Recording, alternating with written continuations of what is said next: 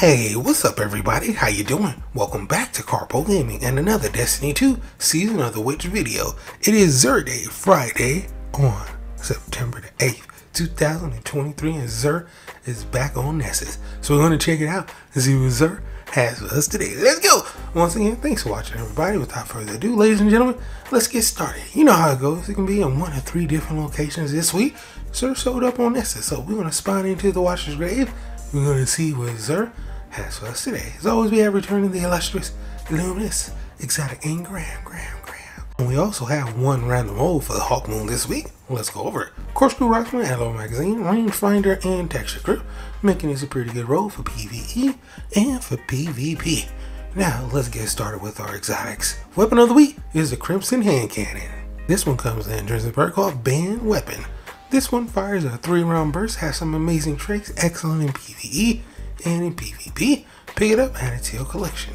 We also have the Gemini Jester exotic leg piece for that lovely hunter guys coming with the entrance perk called Misdirection. Dodging disorients nearby enemies and temporarily removes their radar, and it does exactly that. Pretty good in PvE and pretty good in PvP. We also have the Helm of Saint 14 exotic helmet for the Titan class coming with the intrinsic perk called Starless Night. Targets that enter the warded on are blinded, while allies pass through it, they gain a void overshield. And when guardians are guarding with the Sentinel shield, they're going to blind nearby targets. Excellent in PvE and in PvP. Pick it up, add to your collection. And last but not least, the Crown of Tempest is here. Exotic helmet for the Warlock class come with the intrinsic perk called Conductive Tines. Arc ability and Jolt Final Blows increase the recharge rate of your arc abilities, and they also extend the duration of Storm Trance. Excellent in PvE and pretty good in PvP as well. Pick it up and add these to your collection if you don't have them. Our legendary first weapon is the Tears of Contrition, a scout rifle coming in at 180 RPM with a handling masterwork with some pretty decent traits for PvE, for PvP, and not so much. So hard pass for me for this Tears of Contrition. We also have the No Reprieve shotgun. This one has some pretty decent traits for PvE, not so much for PvP. Stability masterwork, definitely want to range on there, but shotguns are still OP. So if you need one, pick it up, add it to your collection with a little bit of stasis damage. We also have the Death Adder submachine gun.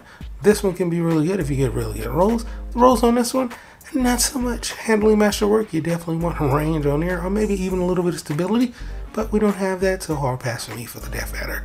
Deafening Whisper is here. This grenade launcher might be considered a god roll to some people. We got a blast radius masterwork, we got implosion rounds.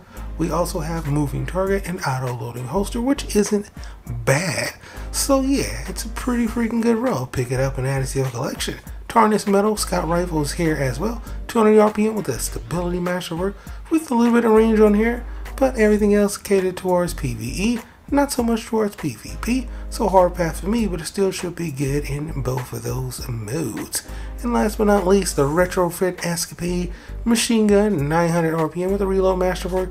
900 RPMs are not that great in PvP, but in PvP they're pretty good, and this one should be pretty decent with Frenzy on here and Feeding Frenzy, so not bad at all for this one for PvE. But for PvP, it's a hard pass. 900s maybe will get you 1 kill inside of PvP. And code Duilo rocket launcher is here as well. High impact range with the velocity masterwork with some pretty decent traits for PvE, not so much for PvP. Frenzy is good, everything else not so much. And when it comes to our legendaries, this legendary armor set, the Substitutes, I believe it's from season 2. It's not that great, you know, for all of the Guardians. It just wasn't a good look. And Bungie wonder why we didn't wear these things.